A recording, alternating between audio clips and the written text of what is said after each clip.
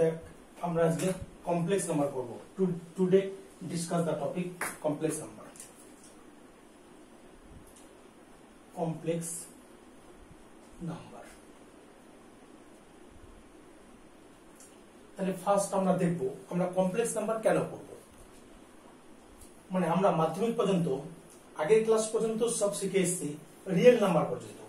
মানে ফার্স্ট আমরা শিখেছিলাম ন্যাচারাল নাম্বার, তারপরে হচ্ছে হোল নাম্বার, তারপরে হচ্ছে ইন্টিজার, তারপরে হচ্ছে রেশনাল নাম্বার, তারপরে ইরেশনাল নাম্বার একটা পড়েছিলাম, তারপর আমরা রিয়েল পেয়েছিলাম।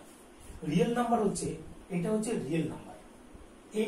এই নাম্বারটার মধ্যে রেশনাল ইরেশনাল বোথ এই নাম্বারটার মধ্যে যুক্ত আছে। ওকে, তাহলে আমাদের এখন কমপ্লেক্স নাম্বারটা কেন দরকার পড়লো? আমরা কোন ধরনের নাম্বার লেখার সময় আমরা এই নাম্বারটাকে ইউজ করতে পারবো না, আমাদের কমপ্লেক্স নাম্বারটাকে ইউজ করতেই হবে, সেটা আমরা আজকে দেখব। প্রথমে যে কেন আমরা কমপ্লেক্স নাম্বারটা হঠাৎ করব, আমাদের করার উদ্দেশ্যটা কিরকম। ওকে, ফার্স্ট একটা আমি সিম্পল একটা ইকুয়েশন এক্স স্কোয়ার প্লাস 1 সমান 0। এখান থেকে আমরা বলতে পারি এক্স স্কোয়ার সমান -1। তাহলে আমরা যে নাম্বারগুলো শিখেছি রিয়েল নাম্বার, এমন কি কোনো রিয়েল নাম্বার আছে যাকে স্কোয়ার করলে নেগেটিভ পাওয়া যাবে? সেরকম কোনো রিয়েল নাম্বার কিন্তু আমাদের নেই যাকে আমরা স্কোয়ার করলে আমরা নেগেটিভ পাবো। রিয়েল নাম্বারের বৈশিষ্ট্য কিরকম? রিয়েল নাম্বারগুলোকে যদি স্কোয়ার করা হয় তাহলে সেই রিয়েল নাম্বারটা কি হয়ে যাবে? সেটা অবশ্যই ধনাত্মক সংখ্যা হয়ে যাবে, মানে পজিটিভ নাম্বার হয়ে যাবে। যে কোনো রিয়েল নাম্বার, একটা এক্সাম্পল -3 একটা রিয়েল নাম্বার, তাকে স্কোয়ার করো, দেখো 9। যে -√3 বা √5 একটা রিয়েল নাম্বার, তাকে স্কোয়ার করো, দেখো এটা হচ্ছে 5। তার মানে যে কোনো রিয়েল নাম্বারকে স্কোয়ার করলে প্লাস বেরিয়ে যায়। কিন্তু এখানে এক্স এর কি মানের জন্য এই ইকুয়েশনটা স্যাটিসফাই করবে? তাহলে এক্স স্কোয়ার সমান হচ্ছে -1। এখান থেকে আমরা তখন এক্স সমান কি বলবো? তাহলে প্লাস মাইনাস √1 তাহলে -1 এর কোনো বর্গমূল হবে না। সেই জন্য √1 সমান আই ধরে নেওয়া হয়। এটাকে বলা হয় আয়োটা, আইওটি। এটাকে তখন এটাকে আই ধরে নেওয়া হয়। ওকে, তার মানে দেখো এখান থেকে আমরা বললাম প্লাস মাইনাস আই। তাহলে দেখো এক্স এর একটা মান পেলাম প্লাস মাইনাস আই। তাহলে এক্স এর এমন একটা আমরা মান পেলাম যেটা কিন্তু রিয়েল নাম্বারের মধ্যে বিলং করে না। ওকে, এটাকে ইমাজিনারি নাম্বার বলা হয়। ইমাজিন তার প্রথম অক্ষর আই, তার মানে আমরা ছোট হাতের আই দিয়ে এটাকে ডিনোট করব। ওকে, তাহলে √1 সমান আই আমরা এটা ধরে নিলাম। ধরে নিয়ে এই ইকুয়েশনটাকে আমরা সলভ করতে পারলাম। ওকে, এবার দেখবো যে এই আইটাই কি সাফিসিয়েন্ট, মানে এই √1 সমান আই ধরে নিয়েছি, তাহলে ওই এটা ধরে নিয়ে কি আমরা সমস্ত ইকুয়েশনের সলিউশন গুলোকে আমরা এক্সপ্রেস করতে পারবো? দেখা যাক। নেক্সট একটা এক্সাম্পল এক্স স্কোয়ার প্লাস 4 = 0। তাহলে এক্স স্কোয়ার সমান কত? -4। ওকে, তাহলে এখান থেকে এক্স সমান হচ্ছে প্লাস মাইনাস √1 - 4। এটাকে দেখো আমরা লিখতে পারি প্লাস মাইনাস √4 × √1 তার মানে প্লাস মাইনাস 2i। দেখো এক্ষেত্রেও দেখো √1 সমান আই ধরে এই ইকুয়েশনটার আমরা একটা সলিউশন কিন্তু বের করতে পারলাম। ওকে, এবার আমরা আলাদা এক্সাম্পল দেখব।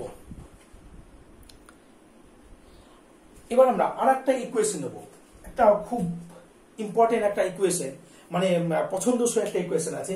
সেই ইকুয়েশনটাকে নিয়ে দেখব সেই ইকুয়েশনের আমরা সলিউশন করতে পারছি কিনা। এই √1 সমান আই ধরার পর আরো কিছু ধরার প্রয়োজন পড়ছে কিনা, না এটাই সাফিসিয়েন্ট, এটা আমরা দেখব। ওকে, এই দুটো ইকুয়েশন দেখো সলভ করার সময় আমরা √1 সমান আই ব্যবহার করেছি, দুটো ইকুয়েশনের সলিউশন আমরা পেয়ে গেছি। ওকে, এইবার নেক্সট আমি একটা ইকুয়েশন ধরছি x square plus x plus 1 সমান 0। এই ইকুয়েশনের আমরা সলিউশন বের করব। এটা একটা কি ইকুয়েশন? এটা একটা দ্বিঘাত সমীকরণ, তাই না, যার এ বি সি সবকটাই 1। তবে এটা পার্টিকুলার একটা দ্বিঘাত সমীকরণ। এই ইকুয়েশনের আমরা সলিউশন করছি। তাহলে সেটা হচ্ছে যে ফর্মুলা x সমান -1 প্লাস মাইনাস √b² - 4ac/2a, কারণ এখানে সি এ বি সবই 1। তাহলে -1 প্লাস মাইনাস √1 - 4/2, তাহলে -1 প্লাস মাইনাস √3/2। এটা দেখো -1 প্লাস মাইনাস, এটাকে লিখবো √3 √1/2। তাহলে -1 প্লাস মাইনাস দেখো √3i/2। দেখো এই যে এর মানটা আমরা আই বসিয়ে রাখো, এই ইকুয়েশনটার আমরা সলিউশন লিখতে পারলাম। তার মানে যে কোনো ধরনের ইকুয়েশন দ্বিঘাত সমীকরণকে আমরা √(-1) যদি আই ধরে নিই, তার যে কোনো দ্বিঘাত সমীকরণের সলিউশন আমরা কিন্তু লিখতে পারবো। যদি সেটা পিওরলি রিয়েল হয়ে যায় তাহলে তো আমরা আগে নাম্বারগুলো পেয়ে যাব, কিন্তু এই নাম্বারগুলোর ক্ষেত্রে মানে যে নাম্বারগুলো আসছে এই নাম্বারগুলোকে কিন্তু √(-1) যদি আই ধরি তাহলে আমরা ইকুয়েশনের সলিউশন গুলো কিন্তু আমরা করে ফেলতে পারবো। ওকে, এই যে এইসব কারণের জন্যই আমরা ইমাজিনারি নাম্বারটাকে ইউজ করব। এই জন্যই আমাদের কিন্তু কমপ্লেক্স নাম্বারটা পড়ার দরকার আছে, কারণ যদি কমপ্লেক্স নাম্বার আমরা না জানি তাহলে আমরা যে কোনো দ্বিঘাত সমীকরণকে আমরা সলভ করতে পারবো না। ওকে, যে কোনো দ্বিঘাত সমীকরণ আমরা বীজগুলো বের করতে পারবো না। ওকে, দেখো এই দ্বিঘাত সমীকরণের বীজ দেখো -1 ± √3i/2, এই নাম্বারটা কিন্তু রিয়েল নাম্বারের মধ্যে বিলং করে না। তা তোমাকে কমপ্লেক্স নাম্বার যদি তুমি না জানো তাহলে কিন্তু এই ইকুয়েশনের সলিউশন করা সম্ভব নয়। এবং সঙ্গে সঙ্গে মনে রাখতে হবে √(-1) i, মানে i ওটা ধরে নেওয়া হয়েছে, this is a imaginary number. Okay, এবার আমরা কমপ্লেক্স নাম্বারের কি করব, ডেফিনেশনে আসবো। এবার হচ্ছে definition of A complex number.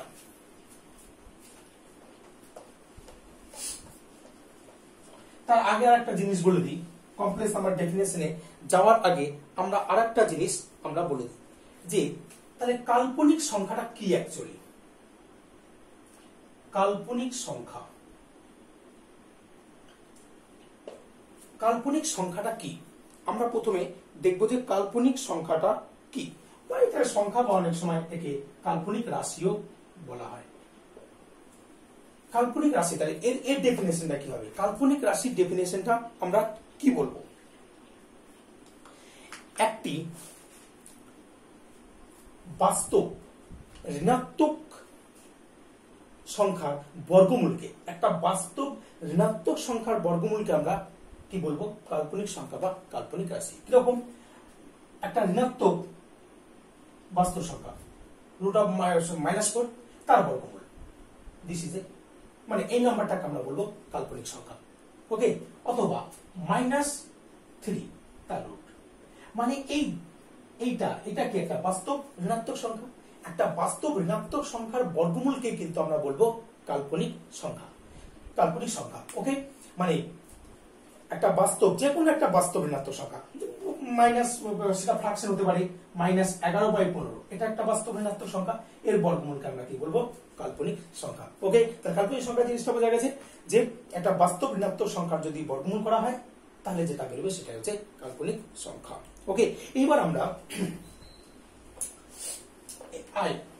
এই যে আয়োটা, এটা মানে হচ্ছে আয়োটা, এটাকে আমরা আয়োটা বলবো। এই আইটা অখণ্ডর বিভিন্ন ঘাতে, মানে অখণ্ড সংখ্যা আছে, ওই সংখ্যাগুলোর বিভিন্ন ঘাতে আয়ের ভ্যালুটা কি কি হবে, মানে আয়ের মান কি কি হতে পারে। অখণ্ড মানের বিভিন্ন ঘাতে আমরা চেক করব যে এটা কি কি মান দিতে পারে। তাহলে আই প্রথমে 1, i⁻1 মানে আই, তারপরে দেখো i² মানে -1, আমরা এখানে লিখে রেখেই যে i সমান √(-1) ধরেছিলাম। এবার i এর কিউব সমান হচ্ছে দেখো i² × i, -1 × i মানে -i, i⁴ মানে i² × i², তাহলে -1 × -1 মানে +1। বেশ, আমরা আরো কিছু বের করি, i⁵ মানে i⁴ × i, i⁴ মানে 1 মানে i, i⁶ মানে i⁵ × i, i⁵ মানে কত? i × i, তাহলে i² মানে হচ্ছে -1। তাহলে আমরা এরকম ভাবে যদি আয়ের মাথায় যদি অখণ্ড মানগুলো, আয়ের পাওয়ারে যদি আমরা অখণ্ড মানগুলো নিতে থাকি তাহলে দেখব আয়ের বিভিন্ন পাওয়ার, অখণ্ড মানের বিভিন্ন পাওয়ারে কি কি মান হচ্ছে, একবার আই হচ্ছে, একবার -i হচ্ছে, একবার -1 হচ্ছে, একবার 1 হচ্ছে। এই চারটে মানের মধ্যে কিন্তু থাকবে। আয়ের বিভিন্ন অখণ্ড পাওয়ার না হোক, দেখা যাবে যে হয় আই থাকবে, নাহলে -i হয়ে যাবে, নাহলে -1, নাহলে 1। তাহলে অখণ্ডের বিভিন্ন ঘাতে আয়ের ভ্যালু i, -i, -1, 1, এই চারটের মধ্যে যে কোনো একটা হবে। আমরা একটা এক্সাম্পল দিই। এক্সাম্পল মানে কিরকম, যে i⁴ এটা মানে কি হবে? তাহলে দেখো আমরা i² এর ভ্যালুটা জানি, i² এর পাওয়ার আকারে প্রথম লিখবো i² ⁻23 মানে i⁴ × i, মানে i⁴ 47, i² মানে কত? -1, -1 to the power 23 into i, -1 to the power 20 মানে 3 মানে কত -1, তাহলে -1 ইনটু i সমান হচ্ছে -i। দেখো এক্ষেত্রে i টু দি পাওয়ার 47 এর মান হচ্ছে -i। এরকম করে আমরা যে কোনো পাওয়ারটাকে আমরা 2 এর পাওয়ার আকারে লিখে কিংবা 4 এর পাওয়ার আকারে লিখে কিংবা 3 এর পাওয়ার আকারে লিখে আমরা কিন্তু মানটা বের করে নিতে পারবো। ওকে, তার মানে এখান থেকে কি বোঝা গেল যে i এর বিভিন্ন অখণ্ড ঘাতে মান 4টে, i হবে নালে -i, না হলে -1 অথবা 1। ওকে,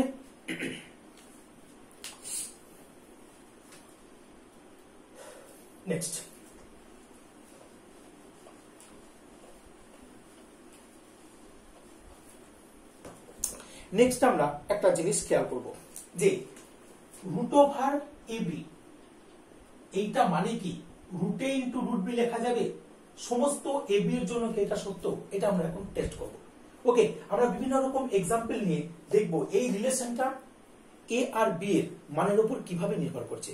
মানে √a ইনটু b সমান √a ইনটু √b আমরা সব ক্ষেত্রে লিখতে পারবো কিনা, মানে a ও b এর সমস্ত মানের জন্য এই রিলেশনটা হোল্ড করছে কিনা সেটা আমরা এখন টেস্ট করব। ওকে, তাহলে প্রথমে ফার্স্ট আমি কি ধরছি, কেস 1 বলি। কেস 1 আমি ধরছি a greater than 0, b greater than 0, মানে এটা পরে লিখলে হবে আমি a সমান 3 ধরছি, b সমান 2, a সমান 3, b সমান 2। তাহলে √3 ইনটু 2 মানে হচ্ছে √6, আবার √3 ইনটু √2 এটাও মানে √6। তাহলে এক্ষেত্রে √ab সমান √a ইনটু √b কিন্তু হয়ে গেছে যে a ও পজিটিভ b ও যদি পজিটিভ হয় তাহলে √ab সমান √a ইনটু √b। এবার সেকেন্ড কেস 2 তে আমরা কি করব, একটাকে পজিটিভ ধরবো একটাকে নেগেটিভ ধরবো। তাহলে আমি প্রথমে এটাকে পজিটিভ ধরি বিটাকে নেগেটিভ ধরবো।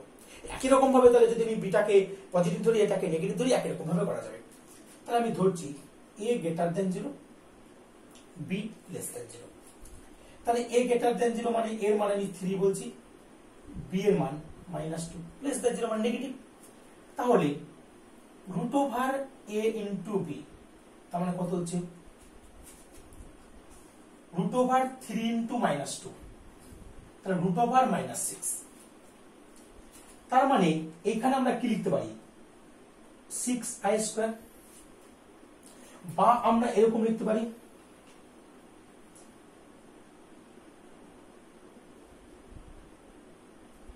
√6i আমরা ডাইরেক্ট লিখে দিলাম। কারণ কি আমরা i এর মান জানি √1, কারণ i সমান আমাদের কত জানা আছে √1, তাহলে এটাকে আমরা লিখলাম √6i। ওকে, এবার আমরা √a ইনটু √b বের করব। তাহলে √a ইনটু √b, তাহলে √3 √b হচ্ছে -2।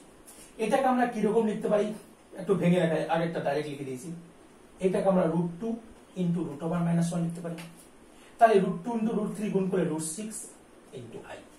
তাহলে দেখো আগেরটার ক্ষেত্রেও √a গণিত b মানে হচ্ছে √6i, এটাও দেখো √a ইনটু √b সমান √6i। তাহলে এই ক্ষেত্রেও কিন্তু আমরা বলতে পারবো √a ইনটু b সমান হচ্ছে √a ইনটু √b। একই রকম ভাবে যদি এটা হতো a less than 0, b greater than 0, একই রকম ভাবে যদি a less than 0, b greater than 0, মানে এই কন্ডিশনটাই শুধুমাত্র এটা নেগেটিভ বিটা পজিটিভ, একই রকম ভাবে আমরা প্রুভ করতে পারতাম √ab সমান √a ইনটু √b, আমরা একই রকম ভাবে কিন্তু প্রুভ করতে পারতাম।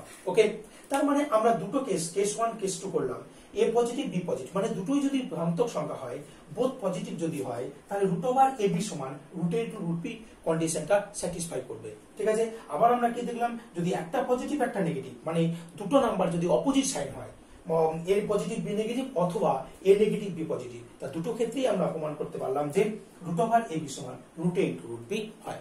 ওকে, এইবার আমাদের লাস্ট কেস মানে কেস নাম্বার 3, দুটোই নেগেটিভ, মানে a less than 0, b less than 0, দেখি সেটা এই কন্ডিশনটাকে হোল্ড করছে কি না। ওকে, এবার হচ্ছে কেস 3। আমরা এবার করব কেস 3। কেস 3 তে কি করব, দুটোই negative, a negative b negative, তার মানে a less than 0, b less than 0। তাহলে আমরা a লেস দ্যান 0 মানে আমি বলছি a সমান -3, বি সমান -2। দুটোই নেগেটিভ, আমি দুটো নেগেটিভ ভ্যালুকে আমরা চয়েস করে নিয়েছি। ওকে, এবার আমরা করব রুট ওভার a গুণিত b সমান রুট ওভার -3 গুণিত -2, তাহলে কত হচ্ছে √6 মাইনাস মাইনাসে প্লাস। তার মানে দেখো এক্ষেত্রে রুট ওভার a গুণিত b মানে কিন্তু আমাদের কি হয়ে যাচ্ছে, √6 হয়ে যাচ্ছে। ওকে, এইবার আমরা কি করব, রুটে into root beta find out করব, দেখি রুটে ইনটু রুট বিটা কত বেরোয়, মানে √6 বেরোচ্ছে কিনা। তাহলে রুটে ইনটু রুট বি সমান -√3 -√2, এটাকে আমি ভেঙে লিখছি, √3 into root over -1 √2 into root over -1। Okay, এই √3 আর √2 গুণ করলে কত হবে, √6, আর এই রুট ওভার -1 এর জন্য i, এই রুট ওভার -1 এর জন্য i, তাহলে √6i²। ঠিক আছে, i² মানে কত, -1, তার মানে হচ্ছে -√6। তাহলে দেখো রুট ওভার a গুণিত b মানে +√6, রুটে ইনটু রুট b মানে -√6। তাহলে in this case the condition does not hold. তার মানে আমরা বলতে পারি যে a আর b উভয়ই যদি ঋণাত্মক হয়ে যায় তাহলে root over a into b সমান রুটে ইনটু রুট b কন্ডিশনটা স্যাটিসফাই করবে না। ওকে, তার মানে আমরা বলতে পারি যে এই কন্ডিশনটা if a less than 0 b less than 0 imply root ab not equals to root a into root b। Okay, তার মানে রুট ওভার ab সমান root a into root b কখন হবে, যদি বোধ পজিটিভ হয় অথবা বোধ অপোজিট সাইন হয়। ওকে, যদি বোধ negative this condition does not hold. Okay,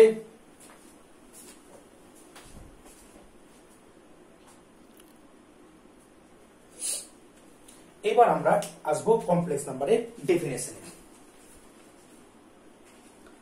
complex number definition মানে কমপ্লেক্স নাম্বারটা কিরকম ভাবে এক্সপ্রেস করা হবে। What is complex number?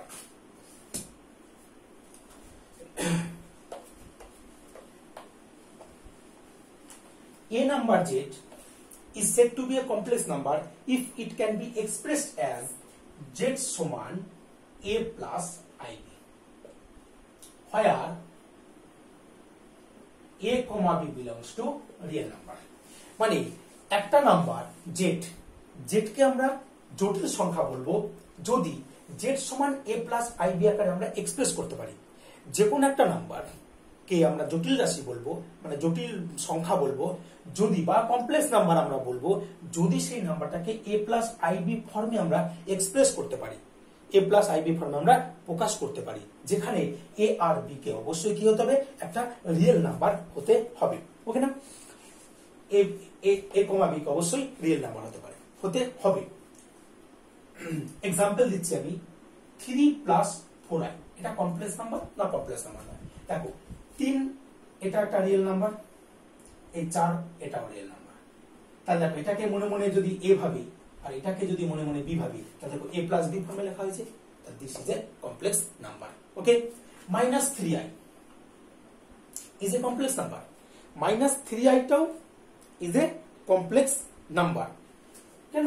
এটা সমান আমরা 0 প্লাস -3 লিখতে পারবো, তাই this is a real number, -3 is a real number, তাহলে a plus ib ফর্ম, তাহলে this is a complex number. Okay, তার মানে যে কোনো নাম্বারকে আমরা কমপ্লেক্স নাম্বার যদি আমাদের বলতে হয় সেই নাম্বারটাকে অবশ্যই a plus ib ফর্মে লিখতে হবে, যেখানে a ও b অবশ্যই কি হবে, বাস্তব সংখ্যা হবে। ওকে, এবার কমপ্লেক্স নাম্বারে আমরা কিছু জিনিস দেখব। এই যে কমপ্লেক্স নাম্বারের এই যে এটাকে আমাদের বলা হয় রিয়েল পার্ট অফ জেড, মানে এটা হচ্ছে জেড এর রিয়েল পার্ট, বাস্তব পার্ট বলা হয় এটাকে, আর বিটাকে ইমাজিনারি পার্ট বলা হয়। মনে রাখতে হবে আই এর সঙ্গে যে পার্টটা মাল্টিপ্লাই থাকে সেই পার্টটা হচ্ছে কমপ্লেক্স নাম্বার একটা ইমাজিনারি পার্ট, সেই পার্টটাকে ইমাজিনারি পার্ট বলে ধরা হয়। কিরকম? এখানে সেজন্য লেখা হয় রিয়েল জেড সমান a and imaginary z im z সমান b। তার রিয়েল পার্ট z সমান a plus ib complex number, real part কত a, ইমাজিনারি পার্ট হচ্ছে b, মানে বাস্তব পার্ট হচ্ছে, অবাস্তব পার্ট হচ্ছে b। i এর সঙ্গে যে পার্টটা গুণ থাকবে সেটা হচ্ছে কমপ্লেক্স নাম্বারের ইমাজিনারি পার্ট। ওকে, যদি z যদি 5 plus 3i হয় তাহলে এখানে আমরা রিয়েল z মানে কত বলবো, রিয়েল z মানে 5, আমরা ইমাজিনারি z মানে বলবো 3। ঠিক আছে, রিয়েল পার্ট হচ্ছে 5, ইমাজিনারি জেড মান হচ্ছে 3। i এর সঙ্গে যে পার্টটা গুণ থাকবে সেই পার্টটাকে অবশ্যই আমরা কি বলবো, ইমাজিনারি পার্ট বলে আমরা সেটাকে ধরে নেব। ওকে, i এর সঙ্গে যে পার্ট গুণ থাকবে সেটা হচ্ছে ইমাজিনারি পার্ট, আর বাদ বাকিটা হচ্ছে রিয়েল পার্ট। ওকে,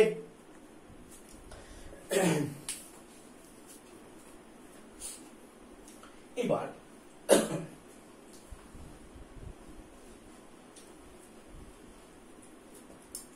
একটা কমপ্লেক্স নাম্বার যেটা আমরা a প্লাস আইবি আকারে ধরে রেখেছি, যদি a সমান 0 তাহলে নাম্বারটা কি হয়ে যাবে, purely imaginary. If a equal to 0 then z is purely imaginary, purely imaginary। যদি এটা 0 হয়ে যায়, মানে রিয়েল পার্টটা যদি 0 হয়ে যায়, তাহলে যে কমপ্লেক্স নাম্বারটা হবে সেটা একটা পিওরলি ইমাজিনারি হবে, মানে রিয়েল পার্ট থাকবে না, শুধুমাত্র ইমাজিনারি পার্ট থাকবে। ওই জন্য এই নাম্বারটাকে পিওরলি ইমাজিনারি নাম্বার বলা হয়। ওকে, এবার if b equal to 0 then z is, যদি b 0 হয়ে যায় তাহলে z কত হয়ে যাবে, b 0 হলে z হচ্ছে a হয়ে যাবে। আর যদি a 0 হয়ে যায় তাহলে জেডটা কত হতো, জেডটা হতো আইবি, তার শুধুমাত্র ইমাজিনারি পার্ট, সেজন্য বলা হচ্ছে পিওরলি ইমাজিনারি। ওকে,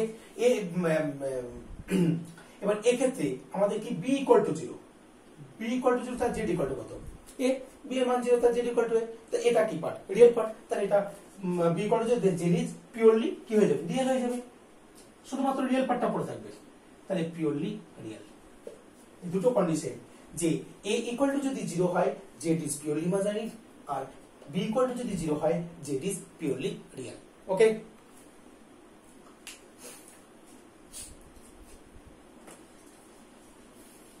এবার নেক্সট আমরা দেখব অনুবন্ধী কমপ্লেক্স নাম্বার, মানে কনজুগেট কমপ্লেক্স নাম্বার। কোন একটা কমপ্লেক্স নাম্বার দেওয়া আছে, তার কনজুগেট কমপ্লেক্স নাম্বার কিরকম হবে, মানে কিরকম, যে z সমান a প্লাস আইবি একটা কমপ্লেক্স নাম্বার, ওর কনজুগেট কমপ্লেক্স নাম্বার মানে হচ্ছে জাস্ট i এর আগে সাইনটাকে চেঞ্জ করতে হবে।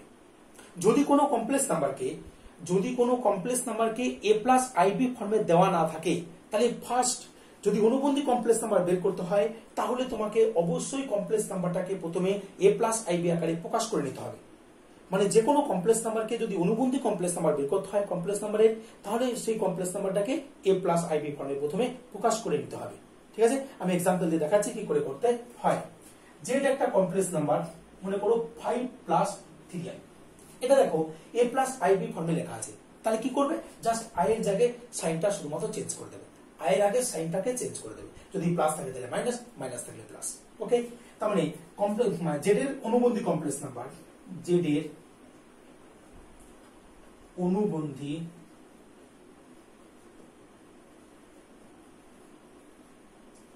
জটিল রাশি, z এর অনুবন্ধী জটিল রাশি সমান z বার দিয়ে এক্সপ্রেস করা হয়।